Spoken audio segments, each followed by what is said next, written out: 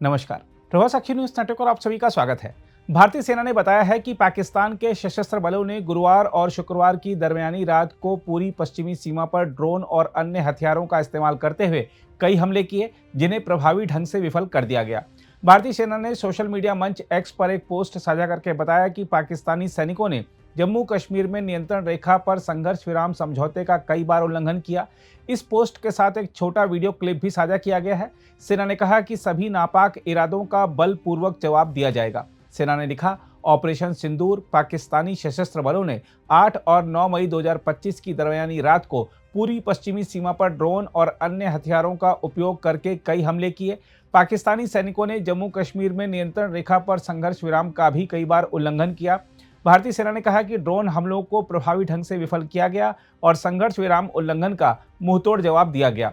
भारतीय सेना ने कहा कि भारतीय सेना राष्ट्र की संप्रभुता और क्षेत्रीय अखंडता की रक्षा के लिए प्रतिबद्ध है। सभी नापाक मंसूबों का बलपूर्वक जवाब दिया जाएगा। बहरहाल, भारत और पाकिस्तान के बीच छिड़े इस घमासान को कैसे देख रहे हैं रक्षा विशेषज्ञ, यह जानने के लिए आइए चलते हैं लेफ्टिनेंट जनरल संजय कुलकर्णी के पास। आने के लिए वो अगर भारत के साथ युद्ध छेड़ सकता है तो अब और क्या किसी को प्रूफ चाहिए। ये पाकिस्तान जो है वो आतंक का सौदागर नहीं है।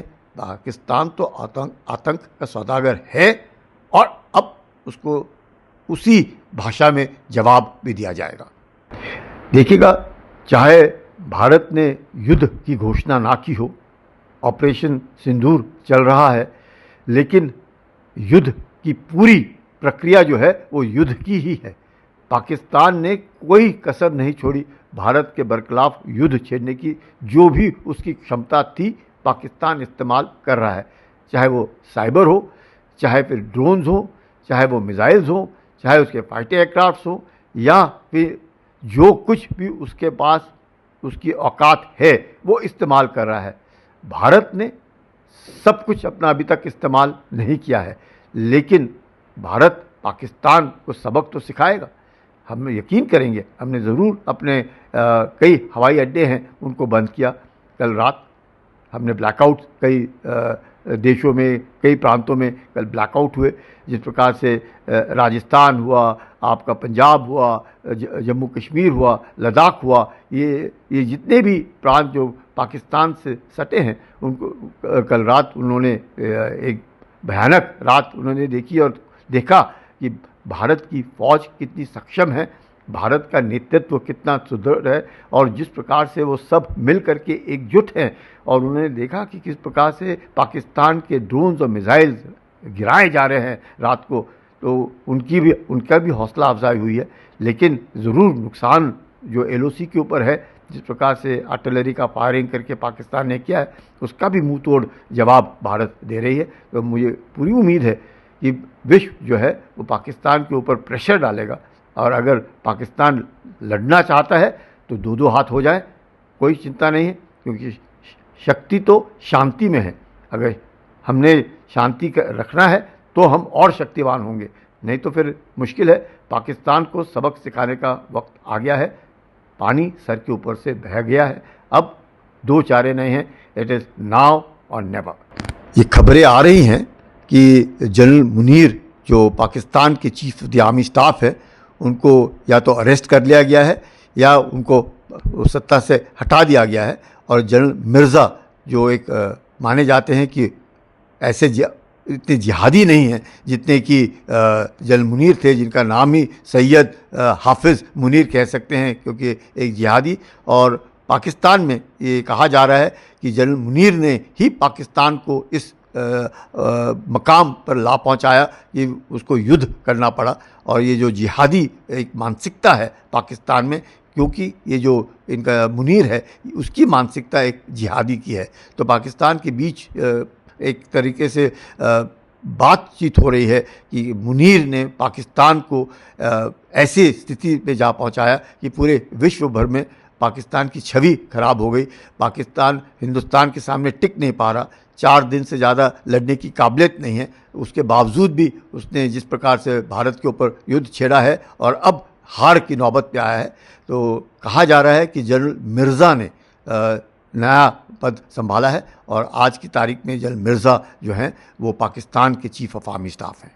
आपने देखा कि कल रात किस प्रकार से ड्रोन्स और मिसाइल्स पाकिस्तान के गिराए गए, जिस प्रकार से अब हम लोगों ने अपनी टेरिटोरियल इंटेग्रिटी और सॉवरेनिटी को मजबूत और सुदृढ़ रखने के लिए जिस प्रकार से हमने जवाबी कार्रवाई की, जिसमें पाकिस्तान के जो 2 फाइटर जेट्स गिराए गए, कई तो बोल रहे हैं कि 2 JF-17 थे और एक F-16 था, उसके अलावा एक एवैक हवाई जहाज जो उनका है वो गिराया गया है।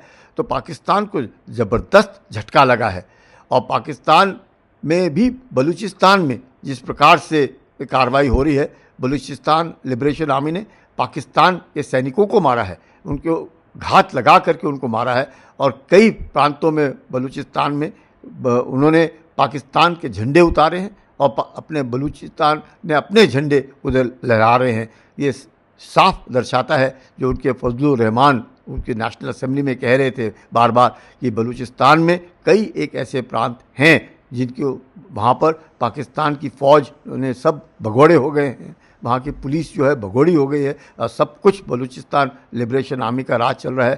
क्वेटा से लोग भाग गए हैं। तो ये नौबत जो आई है पाकिस्तान में, मुझे लगता है खुशी मनाई जा रही है बलूचिस्तान में कि पाकिस्तान की फ़ौज यहाँ पर भी पिट रही है और वहाँ पर भी पिट रही है।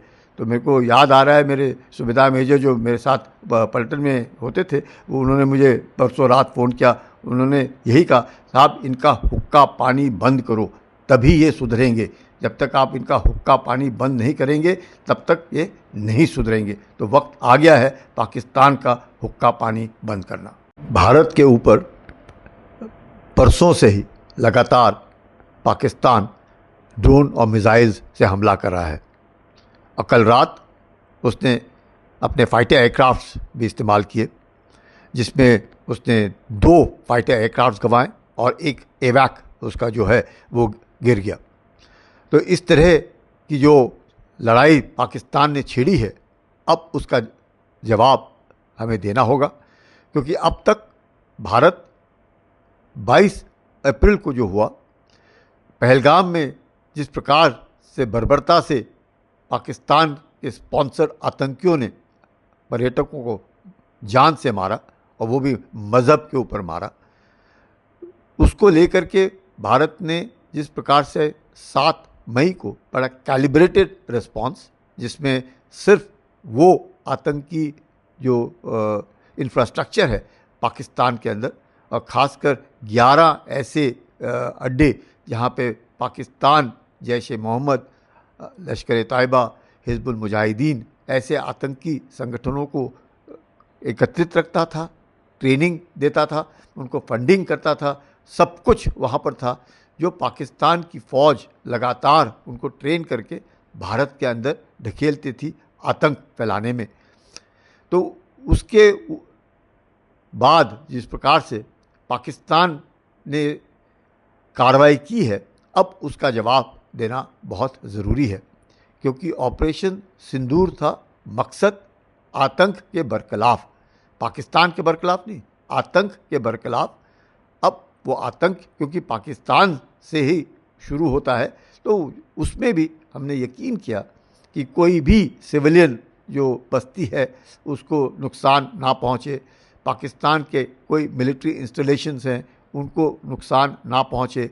जैसे भावलपुर में अगर मसूद अज़हर का परिवार मारा गया पूरा का पूरा, तो उसके बगल में ही उनका 31 कोर हेडक्वार्टर है, एक फ़ौजी बहुत बड़ा हेडक्वार्टर है, उसको हमने नहीं निशाना बनाया, ये बताने के लिए कि हमारी लड़ाई आतंक के बरखिलाफ़ है और उनके बरखिलाफ़ नहीं। लेकिन पाकिस्तान ने इसका, मुझे लगता है, या तो समझ में नहीं आया या वहाँ पे जो जिहादी जनरल्स बैठे हैं और ख़ासकर उनके जो chief of the army staff, जो एक मानसिकता जिसकी एक जिहादी मानसिकता है, उसको शायद समझ में नहीं आया। तो उसने जो जवाब में drone, missiles, fighter aircraft, artillery, पूरा LOC के ऊपर लगातार फायरिंग, हमारे बेगुनाह सिविलियंस को मारना, बच्चे, औरतें। तो अब फिर कल रात जिस प्रकार से भारत ने, और उससे पहले वाली रात भी जिस प्रकार भारत ने अपने एयर डिफेंस के द्वारा उनके ड्रोन्स और मिसाइल्स को नाकाम किया, और उनके फाइटर एयरक्राफ्ट को नीचे गिराया, साफ दर्शाता है क्योंकि पूरा विश्व भारत के साथ खड़ा है इस आतंक की लड़ाई को मद्देनज़र। और हर कोई ये कह रहा है कि भारत जो कर रहा है आतंक के बरखिलाफ़ वो बहुत अच्छा है, लेकिन एक दोहरी नीति भी अपनाता है पश्चिमी देश और कहने की कोशिश करता है कि इसको डी एस्केलेट करो। भारत ने तो डी एस्केलेट तो क्या, भारत ने सिर्फ पहलगाम का जवाब ऑपरेशन सिंदूर में दिया और उसको सोचा कि समाप्त हो गई। पर पाकिस्तान ने उन आतंकियों को बचाने के लिए जिस प्रकार से एक भारत के साथ युद्ध छेड़ा है, तो अब ईंट का जवाब पत्थर से मिलेगा, इसमें कोई शक नहीं है। और पाकिस्तान को अब घुटने टेकने पड़ेंगे क्योंकि पाकिस्तान एक आतंक का सौदागर है और जिस प्रकार से अपने 4 आतंकियों को बचाने के लिए वो अगर भारत के साथ युद्ध छेड़ सकता है, तो अब और क्या किसी को प्रूफ चाहिए। ये पाकिस्तान जो है वो आतंकी का सौदागर नहीं है, पाकिस्तान तो आतंक का सौदागर है। अगर आप भी लेना चाहते हैं देश दुनिया की तमाम जानकारी तो आज ही सब्सक्राइब करें हमारे चैनल को। साथ ही नीचे दिए बेल आइकन को जरूर दबाएं ताकि हर अपडेट आप तक पहुंच सके।